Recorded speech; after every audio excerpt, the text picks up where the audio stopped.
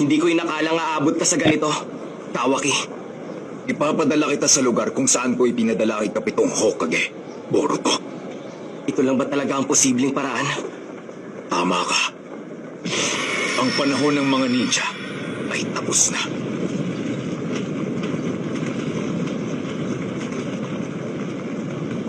Ako.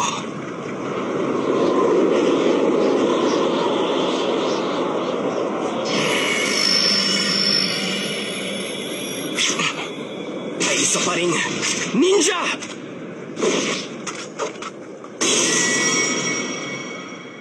Nangyari ang kwento. Mga ilang taon na rin ang nakalipas.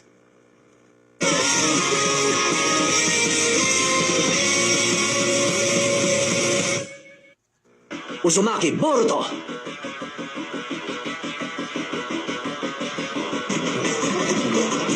Oo, yun nga sinabi ko sa iyo. Ano tayo? Uy, ano yun? Ano ba yun? Oh, sino ba yan? Uy, dahan-dahan ka ano?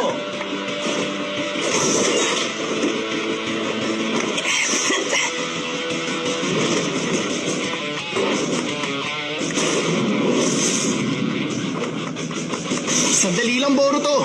Malala ba talaga? Sinabi mo pa. Talagang malala. Medyo natagalan yata ang dating mo, Master Hokage. Halos wala na tayong oras. Bukas na yun. Kaya bilisan mo. Baka hindi ka matapos bago mag-opening ceremony. Mukhang magdamag na naman ako dito sa opisina.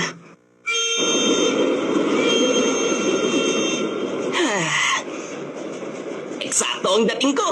Ang limited edition green chili hamburger! Sino mag-aakalang ito na ang huling araw? Bakit ba kasi kailangan kitang samahan sa lahat ng oras?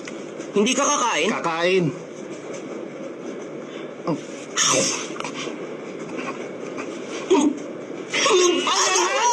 Teka, bakit ganito? Hindi ako makapaniwala. Kakaiba ka talaga, Boruto. Sa totoo lang, malaking ginhawa ang pagsakay sa tren na to. At dahil meron na nito, hindi na natin kailangan maglakad kahit saan. Tama ang sinabi mo. Masyado ng modern ng Kono, ha? Pero simula bukas, kailangan na naman natin pumasok sa napakaluma ng Ninja Academy. Teka, bukas na yun? Maraming bagay tayong kailangan paghandaan bukas, hindi mo ba alam? Ha? Wala bang sinabi sa'yo ang papa mo? Parang meron. Boruto, tandaan mo, huwag kang gagawa ng kahit anong bagay na pwedeng ikapahiya ng papa mo. Dahil siguradong apektado rin ako. At bakit? Palagi kang pinagbibilin sa akin ng mama mo. Kailangan daw kitang bantayan sa lahat ng oras. Sinabi yun ni Mama? Oo, tulad nitong tren. Ha? Hanggat nasa riles to, mabilis tayong makakarating sa pupuntahan natin. Kaya maupo ka lang, hanggang babaan. Ano bang pinagsasasabi mo? Sinasabi ko lang na umayos ka.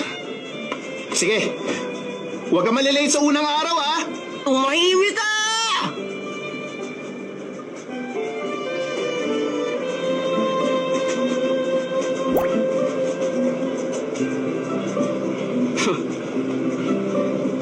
Gawin na lang ni Papa ang trabaho niya. Maipapakita ko rin sa'yo balang araw! Hoy bata! Ano ang magulang mo? Delikado yung ginagawa mo! Naku, sorry! Huh?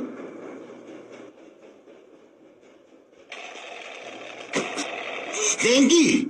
Ito lang ba meron ka? Hindi pa ba sapat yan? Kung tutusin, pwede na talaga yan. Kaya lang, masyadong boring. Naghahanap kami ng paglilibangan. Ha? Kaya... Teka, ano yun? Sorry. Nadulas kasi sa kamay ko eh. Anong Hoy, nadulas? ano ka ba? Gusto mo bang masaktan? Ibalik nyo na yan ngayon. At palulusutin ko ang ginawa nyo. Ano? Bumaba ka kaya dyan?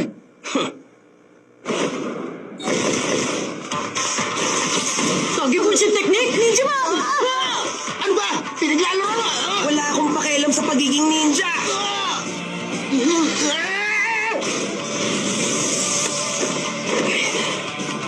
Oh, Ikaw? huwag ka kasi masyadong duwag dyan. Hoy! Teka! Anong ginagawa mo? Tara na, umalis na tayo. Ha?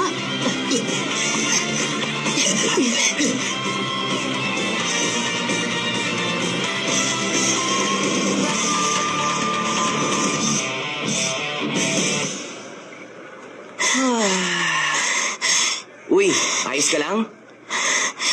Sa totoo lang, hindi ako okay.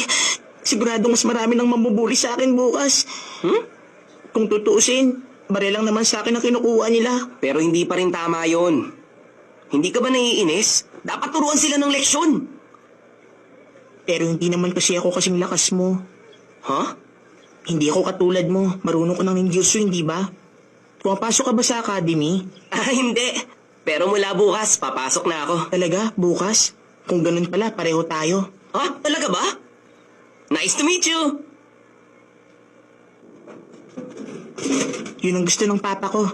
Balang araw daw kasi, ang kumpanya niya, mamanahin ko kaya dapat matuto ko ng Ganun ninjutsu. ba? Teka, anong pangalan ng kumpanya? Ang Kaminamiron Company. Yun ang pinakamalaking enterprise sa buong bansa! Pwede ba ako mag-pre-order para sa susunod na release? Sige na! Sige. Hindi ko pa rin talaga maintindihan kung bakit kailangan mo pang matuto ng ninjutsu.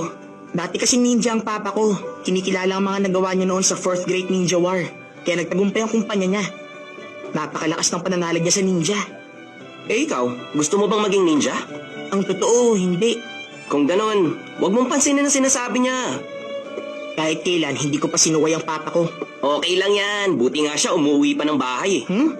Ang papa ko nga wala nang inisip kundi trabaho. Wala na siyang oras sa pamilya niya. Ganun ba? Kaya kahit madalas ako sumuway sa papa ko, hindi talaga ako napapagalitan.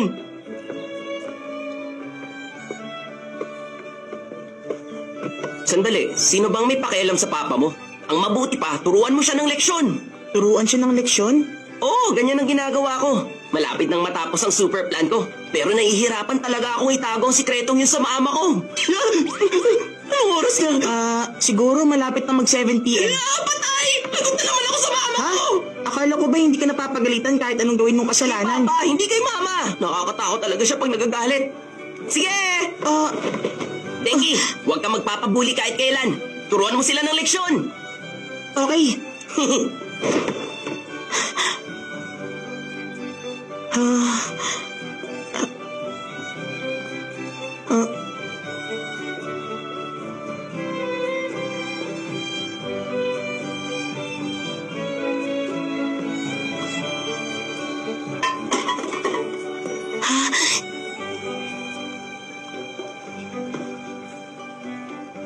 Turuan ng leksyon.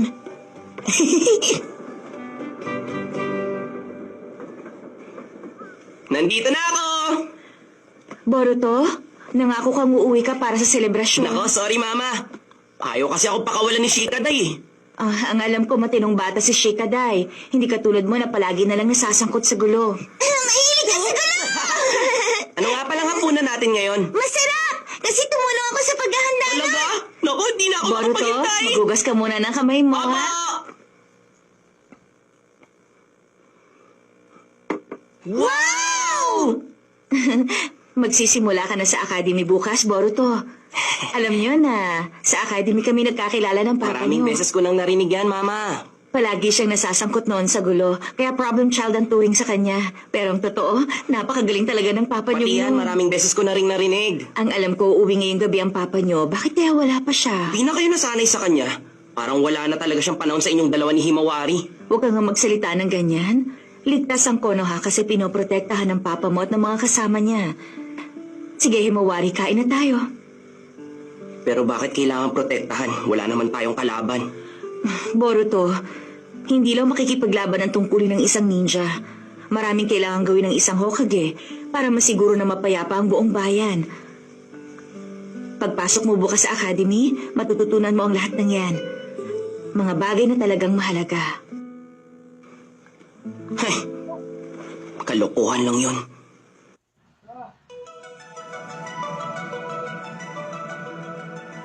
Pero papa, ayoko talagang pumasok sa academy. Kaya... Denki, ikaw ang nag-iisang tagapagmana ng Kaminarimon Company. Kaya importante matuto kang Papa, ako ay... nakakaawa ka. Mukhang nakipag-away ka na naman sa mga bully kanina. Anong binabalak mong gawin? Makinig ka sa akin. Kailangan mo talagang pumasok sa academy para mag-training. Pero... Sino bang may pakialam sa papa mo? Ang mabuti pa siguro, turuan mo siya ng leksyon. Kailangan ko lang maging malakas, diba? Yun lang ang kailangan kong patunayan sa inyo. Tama ka. Pag napatunayan ko yun, pwede ko bang pag-aralan na kahit anong gusto ko? Oo, kung malaki